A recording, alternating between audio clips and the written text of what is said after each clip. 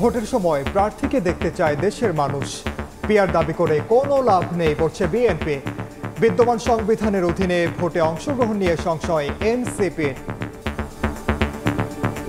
একজনকে ভোট দিবে, সেই ব্যক্তিকে চিনতে হবে, সেই ব্যক্তিকে ভোট দিবে। এই সমস্ত রাজনৈতিক দলেরা পিআর করে আপনারা হয়রান পেরেশান হয়ে যাচ্ছেন।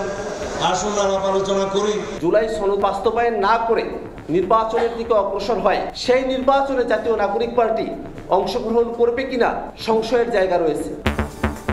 সংবিধানে না থাকায় পিআর পদ্ধতি নিয়ে কিছু করার নেই কমিশনের, জানালেন সিইসি। নির্বাচন নিয়ে সরকার থেকে চাপ এলে ছাড়বেন পদ, কোনো ষড়যন্ত্রে বানচাল হবে না ভোট।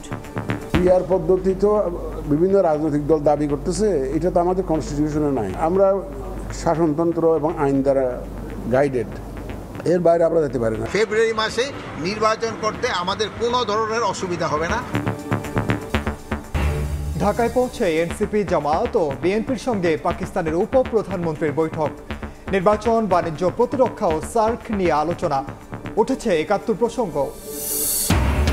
ডাকসুর প্রার্থিতা স্থগিতের বিরুদ্ধে শেষ হলো আপিল। বট আইডি ব্যবহার করে মব তৈরির শঙ্কা ছাত্র দলের ভিপি প্রার্থীর। কোথাও বাধা পেলে প্রকাশের হুঁশিয়ারি উপাচার্যের।